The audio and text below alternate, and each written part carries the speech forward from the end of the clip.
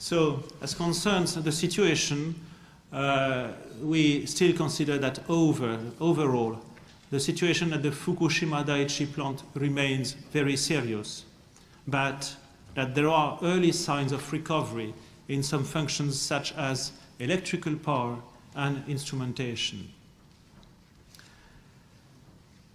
We can confirm that the Nuclear and Industrial Safety Agency, NISA, has submitted a provisional International Nuclear and Radiological Event Scale, INES, level 7 rating for the accident at the Fukushima Daiichi nuclear power plant.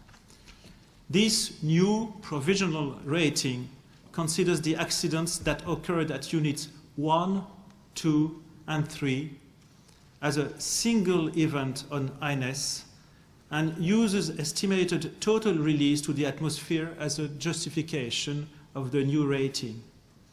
Previously, provisional INES level 5 ratings had been applied separately for units 1, 2, and 3.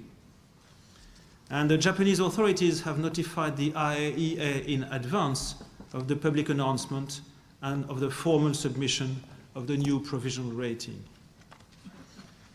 The provisional rating was determined by NISA after it received the results of the analysis conducted by the Japan Nuclear Energy Safety Organization, JNS. And NISA then applied the INES assessment methodology to calculate the total estimated release in terms of radiological equivalence to iodine 131. Based on this provisional assessment, NISA concluded that the accident would be provisionally rated INES level 7 as per the definition below, taken from the INES User's Manual 2008 edition. And I quote, level 7, an event resulting in an environmental release corresponding to a quantity of radioactivity radiologically equivalent to a release to the atmosphere of more than several tens of thousands of terabecquerels of iodine 138. NISA estimates that the release of radioactive material to the atmosphere is approximately 10% of the Chernobyl accident, which is the only other accident to have an INES level 7 rating. And I can mention that there will be available at the exit sheets about INES. Now, as you know, we can confirm also that an earthquake occurred in Japan at 8 hours and 16 minutes UTC on the 11th of April. And the IAEA International Seismic Safety Center rated it as a 6.6 magnitude, revised from an initial 7.1. The epicenter of the earthquake was in Fukushima Prefecture, 68 kilometers from the Fukushima Daiichi nuclear power plant, and the epicenter was inland and at a depth of 13 kilometers.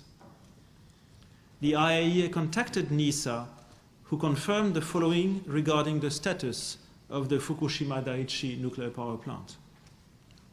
That is, no changes were observed on the readings at the on-site radiation monitoring posts.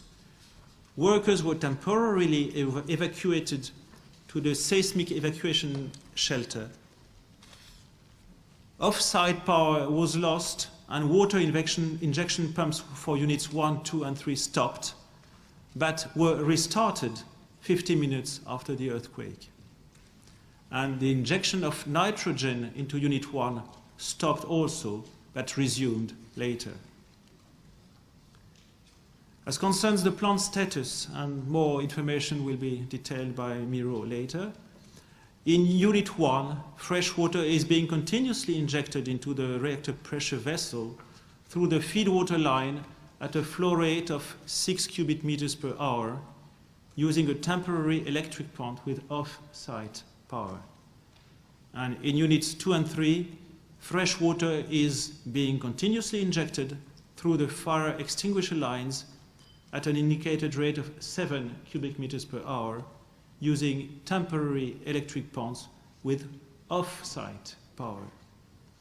And nitrogen gas is being injected into the Unit 1 containment vessel to reduce the possibility of hydrogen combustion within the containment vessel. Apart from that, well, there has been no change in status in Units 4, 5, and 6, and the common spent fuel storage facility. As concerns radiation monitoring, on 11th April, deposition of both iodine-131 and cesium-137 was detected in 6 and 8 prefectures respectively.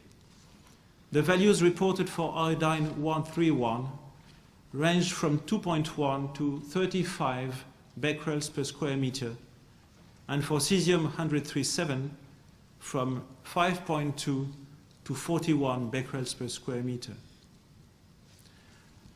The gamma dose rates are measured daily in all 47 prefectures of Japan, and the values tend to decrease. For Fukushima, on 11th April, a dose rate of 2.1 microsievert per hour. For the Ibaraki prefecture, a gamma dose rate of 0.15 microsievert per hour were reported. The gamma dose rates in all other prefectures were below 0.1 microsievert per hour. And those rates are also reported specifically for the eastern part of the Fukushima prefecture, for distances of more than 30 kilometers to Fukushima Daiichi. And on 11th April, the values in this area range from 0.2 to 25 microsievert per hour.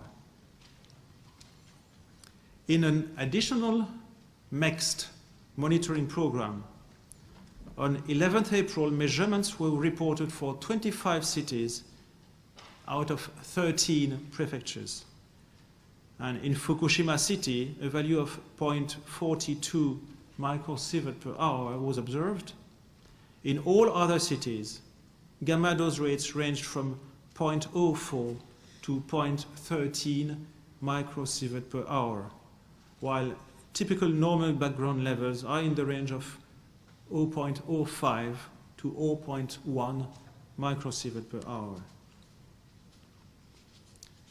On 11th April, the IAEA team made measurements at 9 different locations in the Fukushima area at distances of 30 to 58 kilometers west to northwest from the Fukushima nuclear power plant. At these locations, the dose rates ranged from 0.1 to 2.2 microsievert per hour.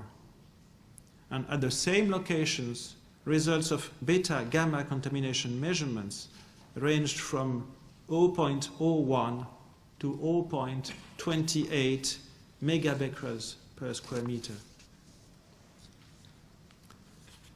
Analytical results now related to food contamination were reported by the Japanese Ministry of Health, Labor and Welfare on 11th April and covered a total of 21 samples taken on the 8th and 10th to 11th of April.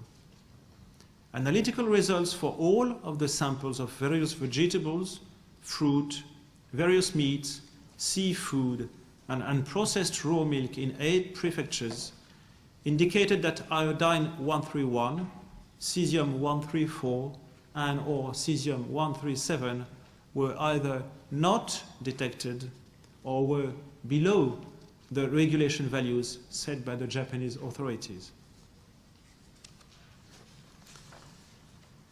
As concerns marine monitoring, there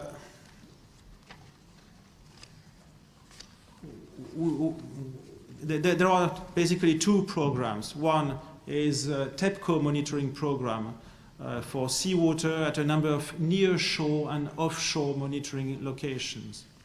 And until the 3rd of April, a general decreasing trend was observed at samples points TEPCO 1 to TEPCO 4. And you will see on the map later these points. And after the discharge of contaminated water on 4th of April, a temporary increase had been reported, followed by a further decrease. And on the 12th of April, we have no new data for TEPCO 1 to 10 sampling points. And as concerns the next offshore monitoring program, also, we have no new data. But there are now 10, 12, I think about 12 monitoring points, but again, you will see that on the map. And I'll finish by the Aiea activities. The team of 3 agency experts in BWR technology and safety is due back in Vienna today, so they are probably flying at the time I'm speaking. And I want to mention also that in addition to countries that have already been identified in previous briefs, the Philippines and the Republic of Korea have also provided monitoring data and or links to their websites. I would like also to add some words about the evacuation that you may have heard in the press. And this is something we have shared and agreed with the Japanese permanent mission, that on 11th of April, the government of Japan announced that they had concluded to establish planned evacuation areas and evacuation prepared area in the areas beyond the 20-kilometer radius from the Fukushima Daiichi nuclear power plant. The review was conducted because the Japanese government considered the safety of residents its first priority. The government of Japan considered the standards recommended by the ICRP, International Commission on Radiological Protection, and the IAEA as part of the review. As concerns the planned evacuation areas, the Japanese authorities have found that the areas beyond 20-kilometer radius could be exposed to over 20 millisievert during the course of the next year, approximately until next March. And therefore, the government of Japan will be consulting with the local communities in terms of planned evacuations. And at this juncture, they are hoping that this planned evacuation will be carried out during the next months to come. The planned evacuation areas that have been newly designated for evacuation include Kutsurao village, Naimi town, Iitate village, a part of Kawamata town, and a part of Minami Suma city.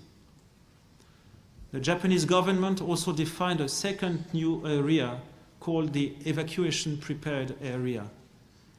This area includes the area previously defined as the indoor evacuation area between 20 and 30 kilometers from Fukushima Daiichi, but excludes those areas designated above as planned evacuation areas.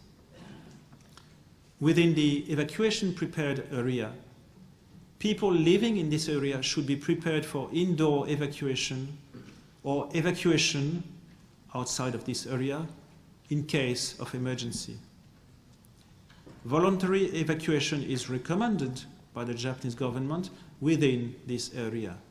Children, pregnant women, people who require nursing care, and those who are hospitalized should not enter this area. Kindergartens, preschools, elementary schools, junior high schools, and high school will be closed within this area.